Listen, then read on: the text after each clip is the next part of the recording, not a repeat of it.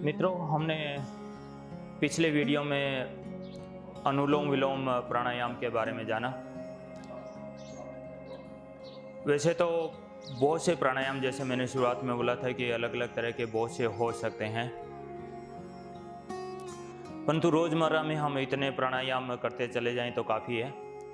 तो अब रूटीन में जो हम योग प्राणायाम करते हैं उनका एक तरह से एंडिंग सेशन, यानी कि उसको संपूर्ण करने वाली जो कुछ एक क्रियाएं हैं, तो एक जो क्रिया है उसका नाम है भ्रामरी। भ्रामरी में हम क्या करते हैं कि गहरा सांस लेते हैं और होठ बंद रखते हैं, ओम का उच्चारण करते हैं। गहरा सांस भरना है, होठ बंद रखते हैं, ओम का उच्चारण करना है। हाथों को एक विशेष मुद्रा में रख देते हैं जिसका नाम है सन्मुखी मुद्रा। सन्मुखी मुद्रा में पहली उंगली यहाँ पर भौं के ऊपर, बाकी 3 उंगलियां सहज आंखों पे टिका देते हैं और अंगूठा कान का जो छोटा ढक्कन टाइप बना हुआ है उसके ऊपर टिका देते हैं। अंगूठा कान के अंदर नहीं ठूंसना है, छोटे ढक्कन के ऊपर टिका देना है। तो दोनों अंगूठे इस तरह से रहेंगे। जब हम भ्रामरी करते हैं तो अंगूठे से प्रेशर थोड़ा सा कम ज़्यादा करते जाना है। कम ज़्यादा करते करते आपको एक अवस्था में ऐसा महसूस होगा कि बाहर का शोर शराबा सुनाई नहीं देगा और अंदर की गुंजन ज़्यादा से ज़्यादा सुनाई देगी। तो उस अवस्था में आपने ओम का उच्चारण करना है। देखने में यूँ लगेगा जैसे हम ऐसे यूँ कर रहे हैं, परंतु करना ओम का उच्चारण। ध्यान ये रहे कि हम ओम का उच्चारण कर सकें। एक बार देख लें, फिर से थोड़ा सा इसके बारे में जिक्र करेंगे।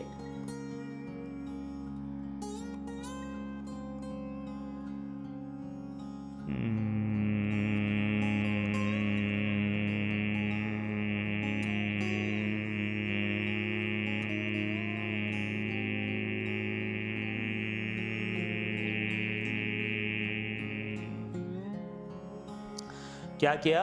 हल्का पहले गहरा सांस अंदर भरा, 2 उंगलियां इधर और बाकी उंगलियां आंखों के ऊपर और अंगूठे कान के ढक्कन के ऊपर। गलती ये होती है कि कई एक लोग इनको हल्का फुल्का यूं यूं कर लेते हैं, या फिर क्या कि चेहरे को बहुत टाइट कर लेते हैं। वो सब नहीं करना है, चेहरा बिल्कुल ढीला ढाला रहेगा।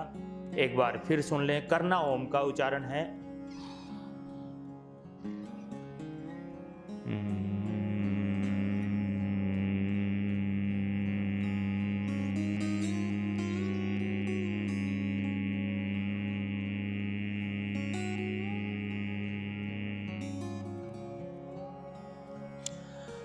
भ्रामरी में एक और प्रकार से भी की जाती है। वो ये है कि इस बार हाथों की पोजीशन थोड़ी सी बदल लेते हैं। इसमें एक उंगली इधर भौं के ऊपर और एक उंगली इधर, तीसरी उंगली इधर नाक पर टिका देते हैं।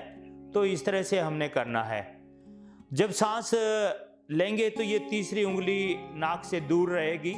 जब सांस छोड़ना है तो थोड़ा सा नासिकाओं को थोड़ा सा इससे संकरा करना है, तो फिर और अलग तरह की आवाज़ आपको सुनाई देगी। तो एक बार इसे भी देख लें।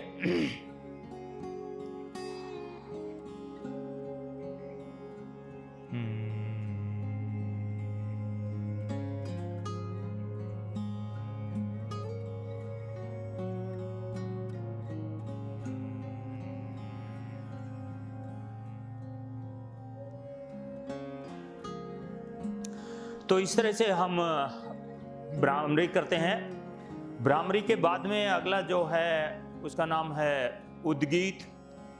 उद्गीत वैसे तो ओम का उच्चारण ही है, मगर थोड़ा सा अंदाज अलग है।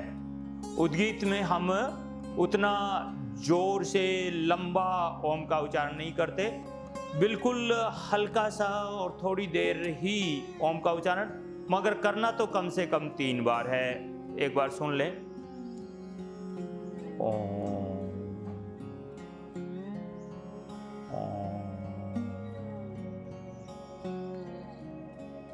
ओम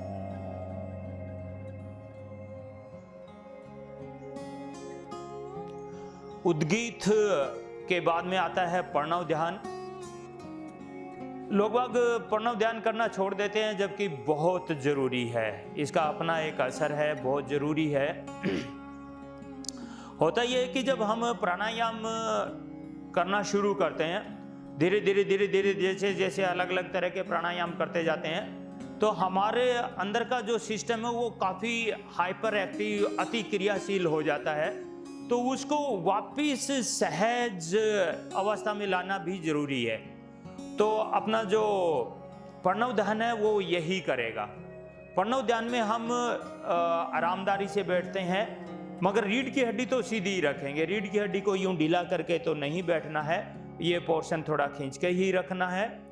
मगर इसमें क्या है कि अब किसी तरह की कोई छटपटाहट या हड़बड़ाहट या जल्दी सांस लेना, देर से सांस लेना, लंबे लेना, ओछे लेना, जल्दी छोड़ देना, ऐसा करना वैसा करना, ये सब नहीं है। प्रणव ध्यान में बस हम हाथों को ध्यान मुद्रा में रखते हुए और सहज बैठ जाते हैं। सांस मंद मंद जैसी आ रही है, जा रही है, वैसे ही होने दो। उसे सांसों को उसके प्राकृतिक तरीके से वो जैसा घटित होना चाहती है वैसा घटित होने दें। सांसों को उथला, लंबा, चौड़ा, गहरा, जल्दी, देर से कुछ नहीं करना है। हमने सांसों का एक तरह से गवाह बनना है। गवाह बनना थोड़ा सा शब्द लोग गवाह बनना, दृष्टा बनना कह देते हैं, वो थोड़ा सा ठीक नहीं है। उससे थोड़ी और तरह की बातें आ जाती है।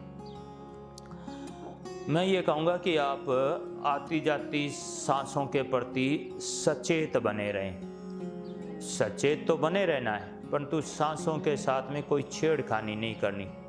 आने दो, जाने दो उनके प्रकृति के अनुसार, परंतु हम सांसों के आने जाने के बारे में जागरूक रहें कि सांस आ रही है, जा रही है।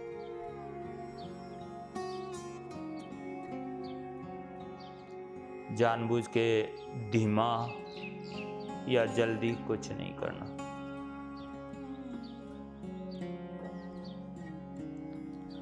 हर एक सांस के साथ में अच्छी अच्छी बातों को धारण करना है। अच्छी अच्छी बातें हैं पुरुषार्थ, भाईचारा, मातृत्व, प्यार, सौहार्दता। हर एक बाहर जाती हुई सांस के साथ में बुराइयां छोड़ देनी है। काम, क्रोध, ईर्ष्या, लोभ, मद, मत्सर, आलस्य, इनको छोड़ देना है।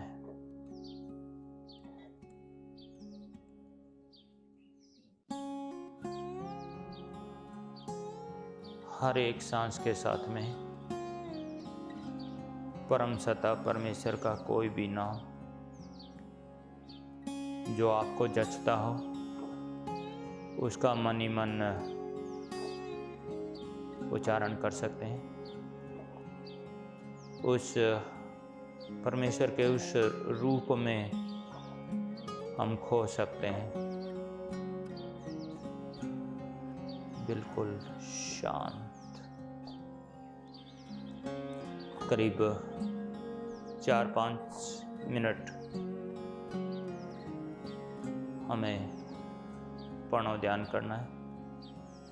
प्रणव ध्यान करने के बाद में हम हाथों को रगड़ सकते हैं। ये सिर के ऊपर रगड़ना है, सिर के ऊपर रगड़ना है और पूरे लंबे लंबे हाथ चलाने हैं, ओछे ओछे नहीं चलाने, पूरे लंबे लंबे हाथ चलाने हैं।